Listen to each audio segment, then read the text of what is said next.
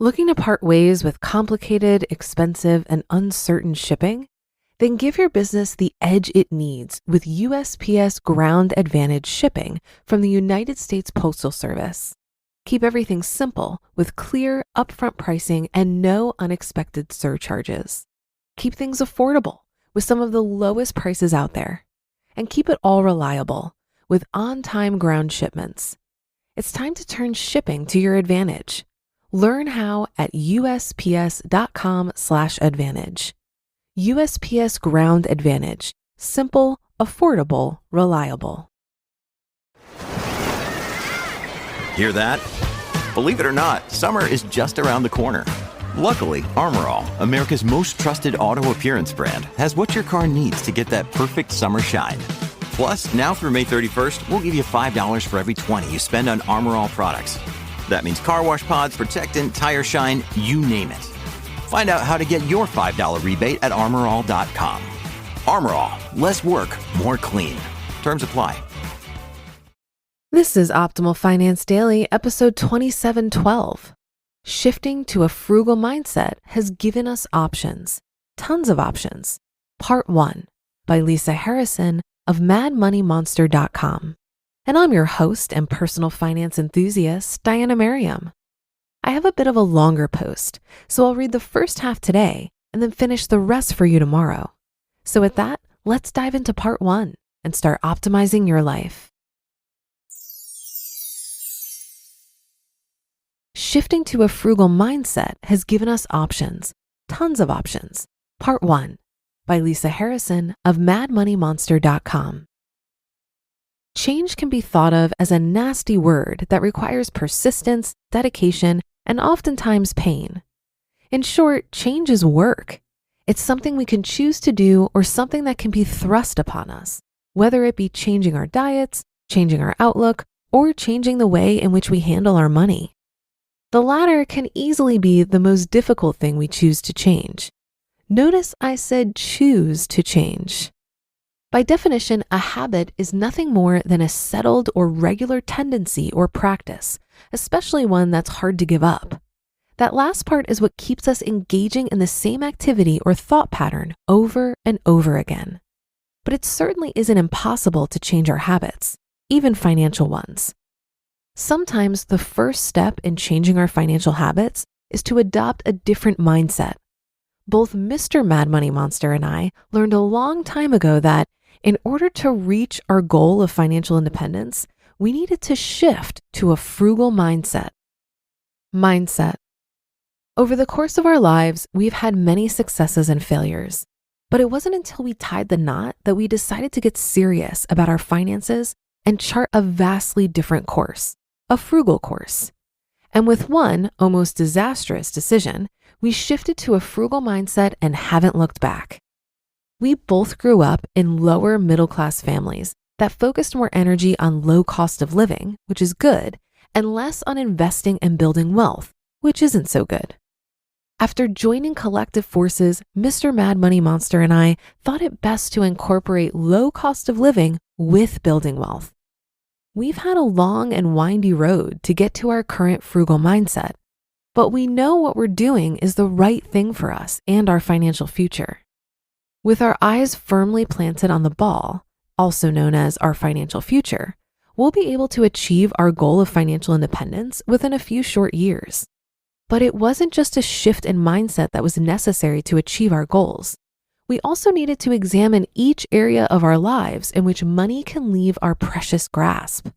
In other words, we needed to put our mindset into action. Here's a sampling of some areas in which we made significant changes or eliminated altogether. Number 1, our home. This is probably the most important arena where it was vital to our finances to have a frugal mindset.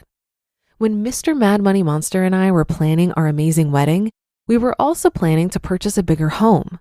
You know, we wanted to move on up. I purchased the house we were living in at the time as my starter house and never intended on staying there any significant length of time. In fact, my actual plan was to eventually turn the house into a rental property and move to a bigger, more adult home. In my mind, the time had come to jettison the small house and move into a house that could validate our success. Yes, I was that person. The long and short of it is that we found the perfect big home and were ready to sign on the dotted line until we discovered the house had a mold problem that wasn't easily remedied. On top of that, we were both having anxiety over the amount of money we were about to drop on sizing up our home. We weren't just planning to buy a bigger house. We were planning to double the size of our house. Double. After about a month of anxiety, we decided to listen to our guts. Our guts were telling us to pull the plug. Thankfully, we were able to do so and still recoup our deposit because of the mold issue with the house. Since then, we've embraced our smaller home and even turned it into our dream home. And we paid cash to do it. Number 2, zoom, zoom, zoom. Cars. Where would this post be without mentioning cars? We currently own free and clear a 2012 Nissan Juke and a 2012 Mazda 3. Both of our vehicles have around 80,000 miles on them and are in good condition inside and out. We don't use our cars for frivolous travel, and since Mr. Mad Money Monster works from home, we're mainly a one-car family. We maintain 2 vehicles because they're both paid off, and we would be putting the same amount of miles on a single car if we were to only own one. Having 2 eliminates the hassle that we would ensue if we have an emergency with our mini monster, or if Mr. Mad Money Monster needs to get to the airport at 4 a.m., which happens every few months. We are of the mindset of buying reasonably priced cars that will go the distance without costing us a fortune. We fully intend to still be driving these cars 5 to 10 years from now. Number 3, buying clothes. Buying clothes is something that could be extremely detrimental to one's financial health if not kept in check. In fact, I used to spend almost 20% of my take-home pay on buying new clothes. Granted, I was really young and didn't have access to the financial knowledge I do today. That's my excuse, and I'm sticking to it.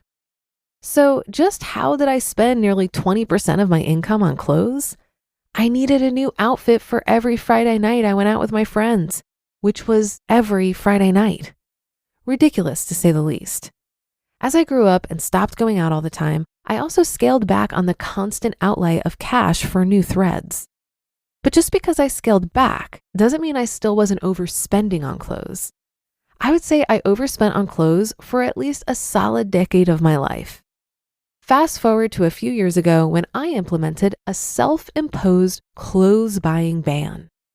My ban lasted for nearly 2 years before breaking down and buying a few new items. These days, I'm extremely conscious of how much I spend on clothes and how long I expect the garments to last. Ideally, any clothes I buy today will last me for years and will be basic and classy in style. Hence, my clothes can be mixed and matched to make many different outfits across several seasons. All told, we are easily saving thousands of dollars each year in comparison to our peers by foregoing the latest fashion trends. To say I have a frugal mindset in terms of clothes buying is an understatement. As far as Mr. Mad Money Monster's closet goes, I pretty much need to force him to buy new clothes on an as-needed basis. He would be perfectly happy to walk around without tread on his shoes and holes in his shirts. Thankfully, he's been this way his entire life when it comes to clothes, so no need to do any mental rewiring on his end.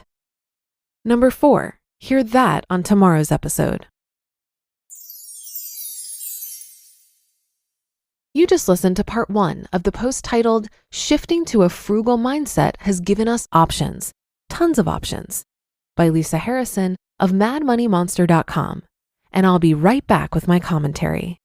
If you've been using Mint to manage your finances, I've got some bad news. Mint is shutting down. But now for the good news. There's a better alternative. Our sponsor, Monarch Money. Mint users are turning to Monarch Money and loving it. Maybe you're saving for a down payment, a wedding, a dream vacation, your kid's college. I've found that Monarch makes it so easy to help you reach your financial goals, whatever they are.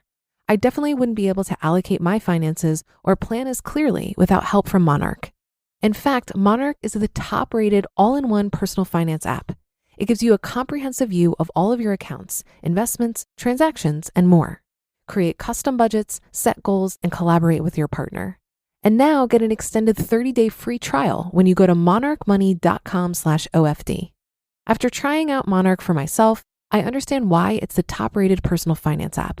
And right now, get an extended 30-day free trial when you go to monarchmoney.com/OFD.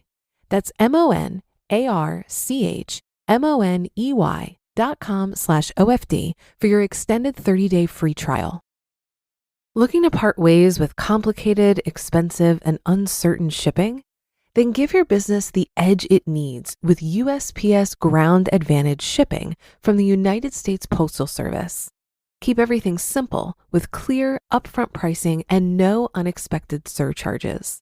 Keep things affordable with some of the lowest prices out there. And keep it all reliable with on-time ground shipments. It's time to turn shipping to your advantage. Learn how at USPS.com/advantage. USPS Ground Advantage. Simple, affordable, reliable. I found that the less materialistic I am, the more idealistic I get to be. And when you feel in your bones that the best things in life are free, it becomes so much easier to deconstruct a lot of your consumerist conditioning. When you need less, it opens up the potential to spend less time working and making money, and more time with your friends, family, creative pursuits, and hobbies. I've also found that self-imposed frugality is so much more pleasant than when it's imposed on you by external forces. Reducing your expenses due to a job loss or reduction in income can feel like deprivation and has a vibe of scarcity. But when I willingly chose to reduce my expenses while I was making a good income, it allowed me to tap into an abundance-filled state of creativity and resourcefulness in getting my needs met. So then when I quit my job and my income dropped by $100,000, I saw absolutely no change in my lifestyle because I was already living frugally and enjoying it. And that should do it for today. Have a happy rest of your day and a great start to your weekend.